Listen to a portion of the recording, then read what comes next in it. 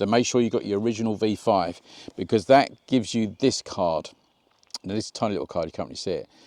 This is sort of like your temporary importation of your bike or your vehicle. That's really important.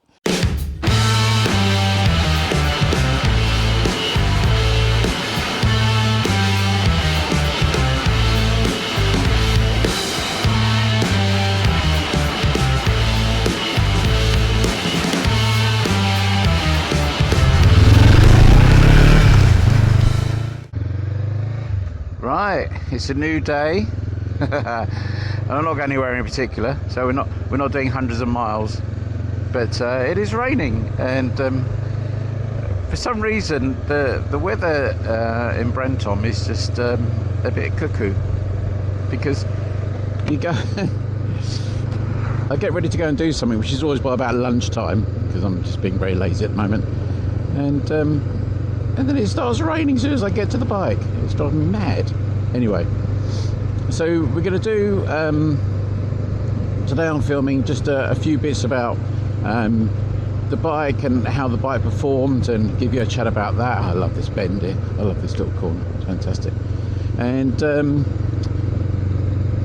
just to tell you how the bike went, and was there any problems with it, and stuff that I found, things that I would have liked more of or less of, and all that sort of stuff.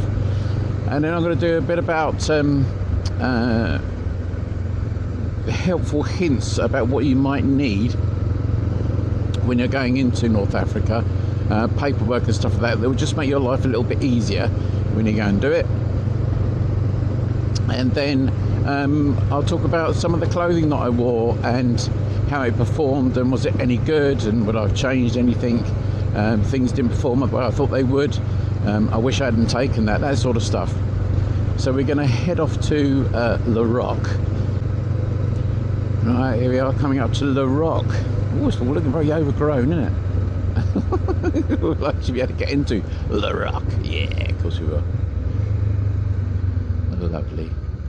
Oh, a little bit of off-roading. Been there before. What side shall we go on? Oh, I don't know.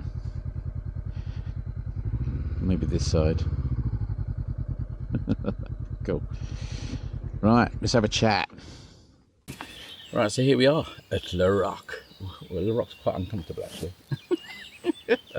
So I have to get my dog bed out. So, the CB500. How did it perform, and do I think it was a good choice for the trip? Well, in simple terms, absolutely. You know, there are times when there's this thing, isn't it, about, you know, is there one bike that can do everything, or do everything brilliantly? I think they're bikes which can do everything well. They're bikes which can do some things well and other things badly. But I think this bike falls into that category where it's a bike that can do everything well, and some of those things really well. When I think back to those bits of off-roading when we're in the Agafay desert and areas like that, when I was trying to get to that camp, this bike was incredibly sure-footed, and it wasn't, because it's relatively low, my ability to control it and not, you know, I don't think I got anywhere near falling over or thinking this is going to fall, I've got to, you know, catch this. I never got into that position, and whether that is because it, you know, the centre of gravity is quite low, and that, but also remembering that I was travelling relatively light compared to a lot of the big adventure bikes that I saw. You know, some of those, I think I mentioned when we were getting back on when I was getting back on the boat at Tangier, and seeing some of them GSs incredibly weighed down. It made me think, you know, and then somebody might ask this, if there's a weight limit on motorbikes, you know, you get that on cars, didn't you? And you get that on, you know, things like Land Rovers, things. There's a limit to the weight that you can carry. I've always wondered whether it just made me think while I was sitting there watching those bikes, whether there's a limit to what a bike can carry. Maybe not, I don't know, maybe that thing doesn't. It makes you think that, doesn't it? Someone might be able to tell me that. But, you know, the actual, the riding experience of this bike, the comfort I'll go on to in a minute, but the actual riding experience, the gearbox, the engine's just fabulous. I mean, this has done over 30,000 miles now, this bike, and to my mind, I'm assuming it's still performing as well as the day it came out the factory, because it really is working great. The amount of torque and power that I had available to me was more than enough. I never felt that I was lacking power, particularly off-road. And I've spoken about this before, where you can have too much power and all you're doing, that 50 horsepower is more than enough. Anything over that and it's wasted. I can understand it if you're going up colossal hills or up mountains and you're carrying a lot of weight, that you need that extra torque. But I never got into that position where I felt that I was, this wasn't going to struggle. I'm always very aware of the clutch. I did mention it a couple of times, and I did bring spare clutch plates just to be safe, but I never needed them. I think I was always conscious of my clutch, but not. I wasn't going to put myself in a situation where I was going to burn my clutch out, and so I was very, very careful with that. Tyres wise, I mean the tyres, and as I'm speaking I'll be showing you around the tyres. These I keep forgetting the make now. These are Michelin Batlax tyres, and they were bloody foul Batlax. These were great. They were great on road and off road, and I had no problem with those, even when I was in some of those areas in the desert where the cameras always iron them out. But there was things when I was on having to go around almost like banked curves with like this, and it was just sort of shiny mud, dry mud that gets almost like a glassy finish. And you know what? This thing never slipped. It never slipped. It was really impressive for that. One thing I will say was, because this bike is not really designed for it, on the off-road side of things, is standing up. Now, slightly higher bars, and also something which is quite important is the width of the tank. And what you find is that you're having to splay your legs out too far when you really wanted to get your legs closer in, because you end up putting strain on your thigh. Yeah, it was on your thigh really.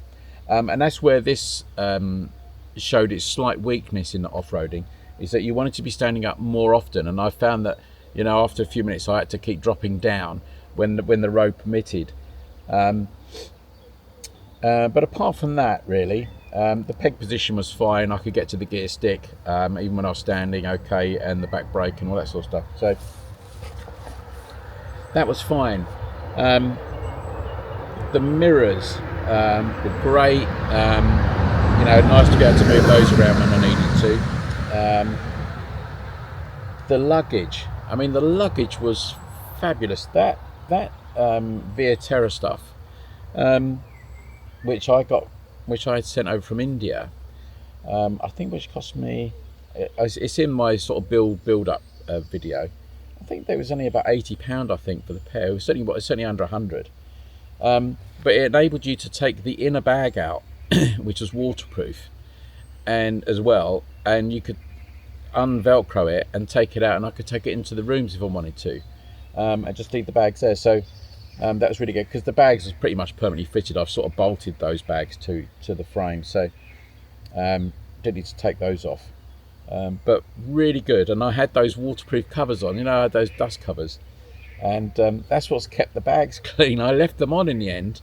I put them on when it started to rain one day, I think when I was coming through Spain, and I just left them on, and never bothered taking off. And even for the desert, they took all the pain of the dust and all the rest of it. The bags didn't, so that was good there. I like that. Okay, comfort. Let's talk comfort. So yes, I did find the seat slightly uncomfortable. I know that I said that it was about 250 miles was my limit, and that was really more to do with the seat than it was to do with the actual riding fatigue, as such, or the miles. It was, your backside starts to go, and then it gets worse, and you're wriggling around trying to get there. And it wasn't until I got my dog bed the dog bed, which made the big difference. But I didn't get that to Andorra, so it was well on the way by then. But there were some days where I didn't feel anything at all, which is funny. And I had that Ripple underwear, which my lovely wife got me, which did make a difference. I had one of those, which you probably saw earlier on, the sort of mesh type bags, and I had some sort of sheepskin in that. Do you know what? That I think that was actually hindering me rather than helping, to be honest with you. Be careful of those bags. They're okay, but I think that was causing me a few more problems than it was solving, really. So once I took that off and put my lovely dog bed on there, everything was really, really good. But nothing else I had to do. Do you know, this all through the weather, the horrendous rain that I came through from Mont Blanc to Andorra, all the dust, the heat in Marrakesh and all the rest of it. Do you know what? This bike never misfired. It never refused to start. Do you know, I would just get on it, press the button, and boom, instantaneous. There was no multiple times you had to turn over. It would just go, and off it went. And that's a great testament, isn't it, to Honda, I suppose. And I'm going to do a video about you know, why do we overlook these bikes secondhand and other bikes like this secondhand when we seem to be going mad for new Chinese bikes. But that's another episode I'm going to do. So yeah, so the bike performed great, suspension great. I was over the moon with suspension. Off-road, it was brilliant. Never lost traction with the ground, which is what you want. You don't want it to lose that's the whole idea of suspension when you're off-road. You don't want it to lose contact with the ground if you can help it, because that's where your grip is. The grip's not in the air, it's on the ground. The exhaust, I thought before I started the trip that the exhaust might cause me problems, that it might be a bit too loud, but I didn't have any problems with that at all. I'll show you a couple of the little bits that were really useful to me, which if I didn't have those would have caused me, you know, inconvenience, let's say. So let's have a look at those couple of bits and the bits that were supplied to me as well. Fly eating the flies, which are dead on my thing. I haven't washed the bike yet, by the way. I've serviced it, you know, I've changed the oil, but I haven't washed the bike yet, so I was leaving it until this moment. Okay, so let's have a look at those bits. Right, first piece of kit, great, which I mentioned before in the one of the other videos. I think it was in Seville or wherever it was. My earphones, these cheap Goodman's ones from B&M store, 15 quid. Fantastic. These work. I use these every day on the road, and they would last 10 hours, something like that. They would last 10 hours at least. So on every trip that I did, only a couple, they probably stopped working for the last half an hour or something, but then I was so close to my destination, it wasn't a problem. But they're great, you know, cheap earbuds like that, really, really good. Other things which were, you know, completely, you know, couldn't do without. As you know, my fantastic Aochi, my Africa 500 Aochi. So that was great. My turn-by-turn navigation and everything, and it obviously links with the earbuds and everything, and my music. That was fab, and never let me down once. Never let me down. So yeah, really good, that unit, and it's all covered in dust now, and it, you know, lucky it didn't get wet because it's sat under here, but that really did do what it was intended to do. And also with the cameras, and the cameras still worked, so yeah, can't complain. So really, really good with that, and you can see it's already connected up to my phone. So I had my navigation on there and everything. So brilliant piece of kit. My tire pressure monitors. So I did that because it's the movement that's it. So they were charged because it's rechargeable way back before Billingshurst, and it's still got 1 bar battery, and I've not had to recharge that at all.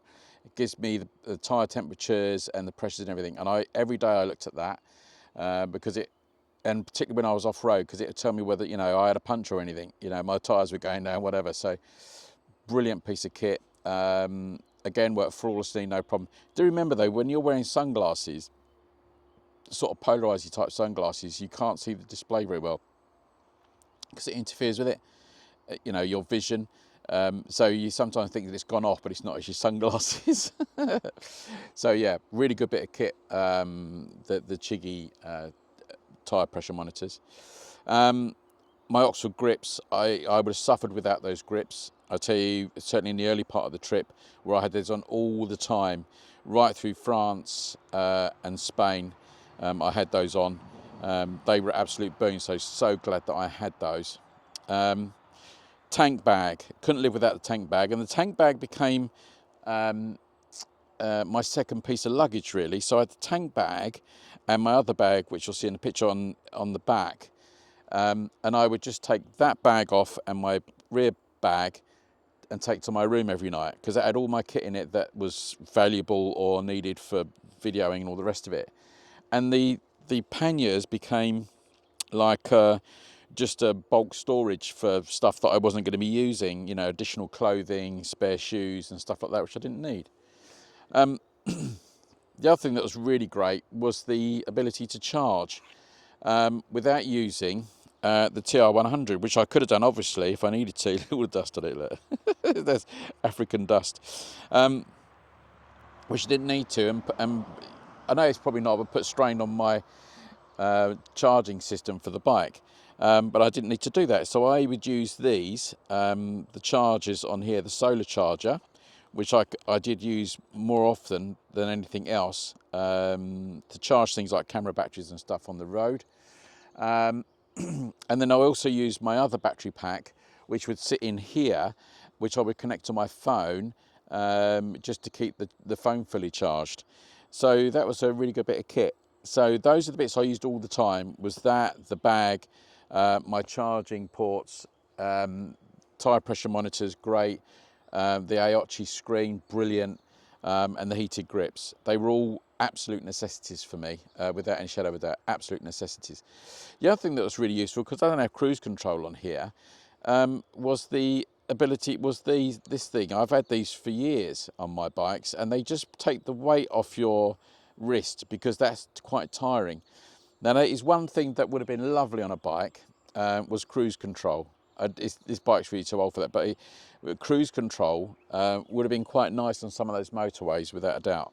But that was sort of like, you know, second best, really. And that's all the stuff on this bike that was absolutely indispensable. Absolutely indispensable. Right, so what about clothing then? So first off, the trousers I use, these are the Fuel Sergeant 2s. Now, I've had these quite a long time, I must admit. I don't know when I bought these. I bought these when I had my Africa Twin, which is a few years ago now. And they sort of got stuck in the cupboard and never really used. And it wasn't buyer's regret, but I thought, oh, they're a bit heavy and all the rest of it. But you know what? Interesting, once I'd lost a bit of weight and then started wearing these were really good. And they're quite thick. So they got like double layers and stuff inside. But I never got hot in the desert, and I never got cold out. And the only time that I had to layer up with these was when it was wet, and I'll dig those out and stick the Ride Iron wetsuit. But these are really good, these. I know they're quite expensive. They're about, when I bought these from the bike shed, actually, and I got them and they were about 275 quid. There's a big fish there. I'm by the river. Never go to a river with a fisherman, because it'd be a terrible date, because just keep looking in the water. But yeah, but they were really, really good, and they were really comfy as well. And they haven't got padded back or anything like that, but they got, what's nice, they got like a little zip pocket here, which was really good for putting like bank cards and stuff in. So I knew I wasn't going to lose those. And then you got other pockets which are quite deep, which you could put other stuff in. Oh, got some money in there. So they were really good. You get the extra armour in the knee pads. I will say, and I'm probably going to cause some consternation with people, that I do take the armour out, mainly because I just find that uncomfortable and a bit bulky. They have armour in the hip and in the knee, but these are reinforced anyway. So you know, you can tell me off for that, but that's life, isn't it? That's what I've done with those. So yeah, trousers were great. Really, really pleased with these. The other thing that I mentioned was the helmet. So, I'm just going to pick my sunglasses up there. I'll talk about sunglasses in a minute. So that LS2, which I bought totally on the basis I just like the colour, and it was a nice lid, and I needed a new one. It's okay. It's pretty light, but I don't know whether this was causing me my neck ache. So it's interesting, you know. I'm not really sure. I've never suffered neck ache like that. It's probably as much to do with being on the bike for so long, but you know, the helmet was comfortable. It wasn't tight. It was good. I could put my sunglasses on with it. I did good vision with it as well. I used the flip down visor quite a lot when I was using my other sunglasses, which were causing me pain. So that was really useful. And the visor itself, I will say that it was quite tricky getting the visor up and down. I just realised there's a bit of lip there, so I didn't really see it. But it wasn't noisy either, so the noise level on this helmet was pretty good. But then my screen was working quite hard. So yeah, the LS2, you know, good helmet. I must admit, I have managed to drop this. Where did I drop this? I was on the last leg back to the house, and I did chip the paint off. But that's not the end of the world, you know. It's done a job, wasn't it? So yeah, but it's a nice helmet, and I do like that lid. I don't know sometimes whether it was this part was catching on the you know, the sock you sometimes wear, and that was maybe pushing me forward a little bit or something. I don't know, but the pain was in a very specific spot. A chiropractor will tell me what it is, but yeah, I did like the helmet. It was good. My gloves, you know, these weren't bought specifically for the trip, but these gloves worked really well, and they were comfortable. They're not waterproof. They are leather, not waterproof. They did get really wet when they got drenched. They didn't get drenched. They were still comfy and warm. That's the thing. When something's wet but it's still warm, then that's pretty good in my eyes. But when I was going from Mont Blanc to Andorra, these got wet, and they did take a few days to dry out.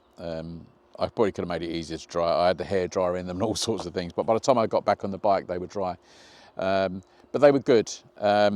They're a bit thicker than my normal leather tight gloves, and I like the colour. It's terrible.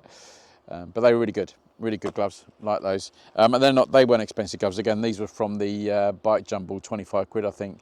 And I keep buying these, but yeah, great gloves, really good, even in the desert. Okay, the big one then, the jacket, the RST jacket. What did I actually think about this jacket? Well, I remember when I looked at it in the Superbike factory, the new one, and I thought, because I always like the look of this jacket, and I thought, wow, that's heavy. You know, that's carrying a lot of weight, isn't it? You know, why does jackets have to be so heavy? And it was about £300. But when I saw one online, and I got this, I think it was £45, I think. And there was two advantages to that, apart from saving 250 quid. And if I'd got it and I just thought, I'll just take another jacket that I've got. But this actually, I really like this. It's actually proved to be a really good piece of kit. I was really impressed with this jacket for a couple of reasons. One, it was very easy to do up. It was fairly waterproof. I'm not going to say with any of these sort of textiles jackets that they are brilliantly waterproof. You know, you're always going to get water coming in here and this sort of thing. Do you know what I mean? So, and through zips and stuff. People will say, oh no, you can get this jacket, they're always waterproof. But I suppose you've got to get it into the really crap weather. But I still had to put the waterproof jacket over the top, which actually does another wind barrier. But the two things I really, really liked about this jacket, and they're quite minor things really, was this big zip pocket on the outside, which was really good for putting glasses and my phone and stuff like that in if I needed to. And then I had the inner pocket, like a little secure pocket, which meant I could put my passport in there, and also my little wallet with my cards in, and that was really nice and secure. So yeah, really nice, and it was comfortable. And this was the second thing by having a jacket which was second hand. It's worn in. It's like having a new pair of shoes, isn't it? You know, you rub your heel and all the rest of it. This was worn in and broken in, and I like that when I get jackets. I buy a lot of jackets like that which are broken in. So, you know, it was clean enough. It didn't smell horrible.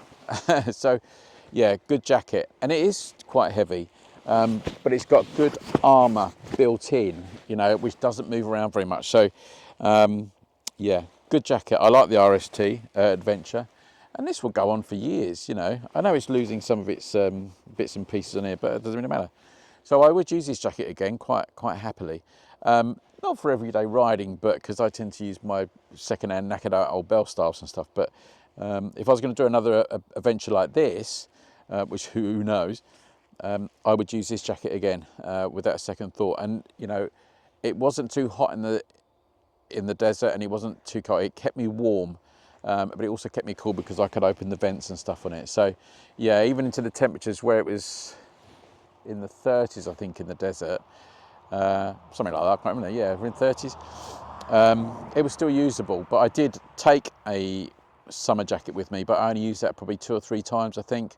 I used it once in the desert and stuff, but that was a good jacket as well, which was the Rika, which you've seen. But yeah, this jacket was really good. Right, lastly but not least, one of the best bits of kit that I took with me, and I know it was supplied to me, and I have to put that, you know, it's a paid promotion as such. I don't take any, there's no discount code or anything I use. They asked me if I would try a couple of bits of kit, and I looked at it and said, oh yeah, well that would work for me. And what a great bit of kit, and yes, it's my boots. Let's have a closer look. So these were the ride iron boots that I took with me. And do you know what? These have been so blooming comfortable. So blooming comfortable. I did say originally that I thought they were pretty waterproof. The water did get in fairly easily in 2 points when I did the Mont Blanc, but I mean, I was going through hailstones and around, and you know, the thing is, the water comes up from the wheels and it goes straight over this part of your body.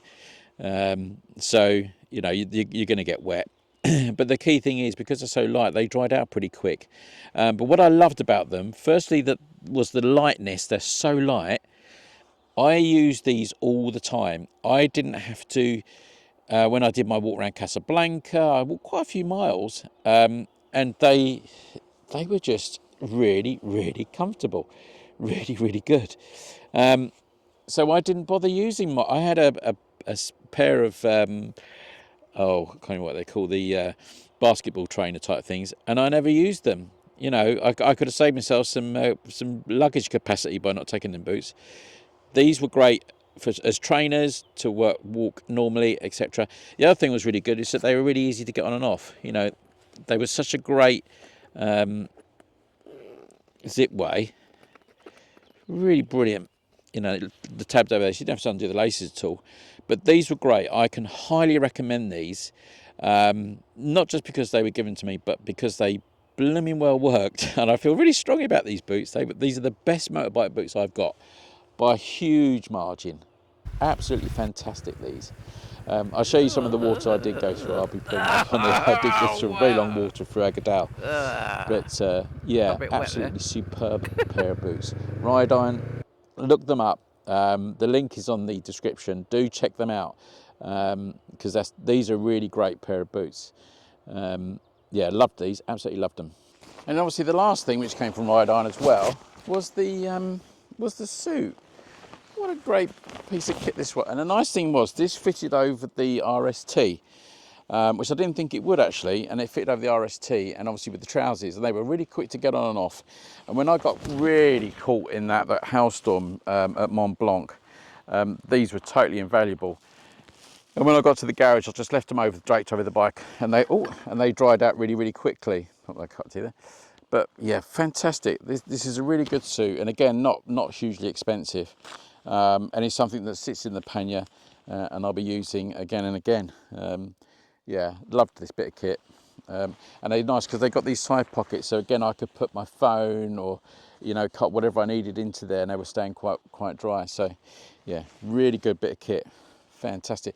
So that's all my kit really. With the kit rundown, you know, everything that I took, I sort of used, clothing wise, protective clothing and stuff. Let's look at the stuff that was a waste of time taking. Right, firstly, I didn't need the extra fuel capacity. I never filled this up. This was only 1.5 litre.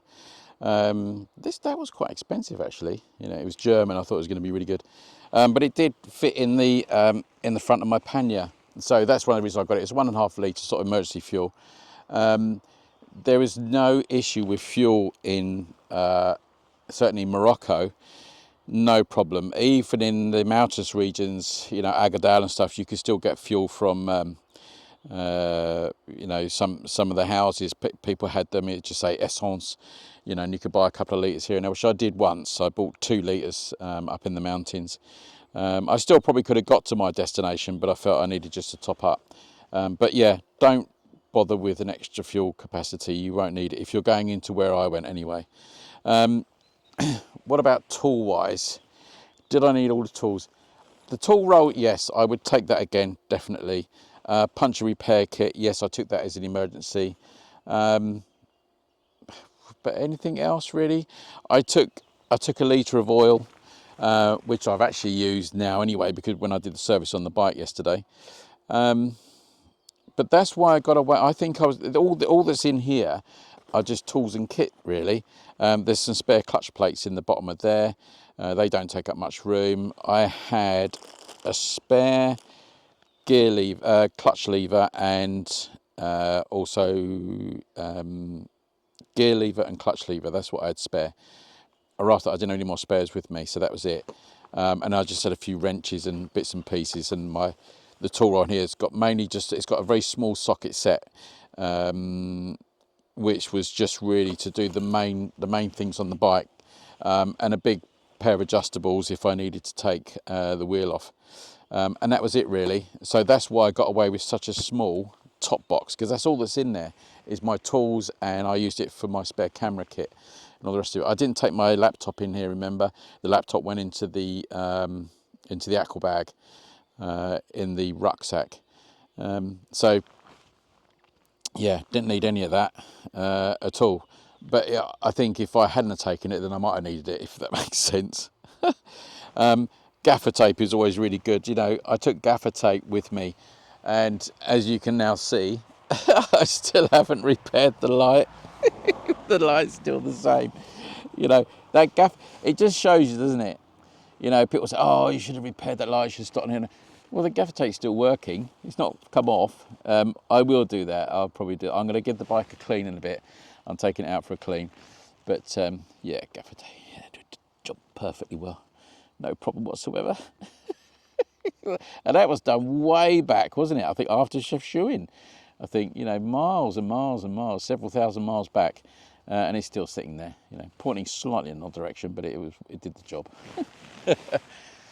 So apart from that, I don't think there was anything I really took that I didn't need, or that I thought, you know, that was a complete waste of time.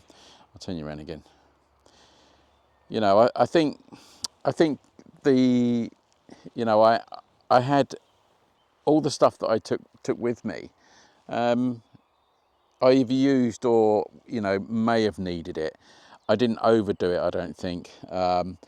And I could still, you know, get the bike onto its centre stand single-handed. Well, with just me doing it, just about.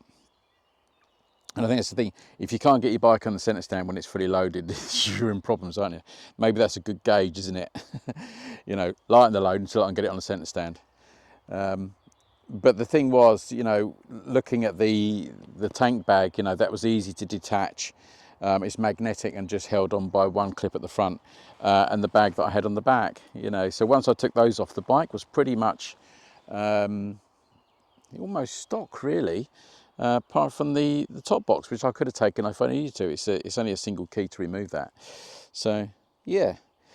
So really, all in all I didn't really need was my extra fuel can, which I didn't need. Yeah. Right, just a quick one on if you're planning a trip into North Africa, things that you will need. Obviously, your passport. Make sure your passport's up to date. I think normally most places they expect you to have 6 months on your left on your passport, but make sure your passport's up to date. And this is really to do with if you're bringing in a motorbike, really. But it also affects if you're taking a car in there. Make sure you've got your V5. That's really, really important. If you haven't got your V5, if you ain't got your V5, You can't go. Well, you can't bring your bike in.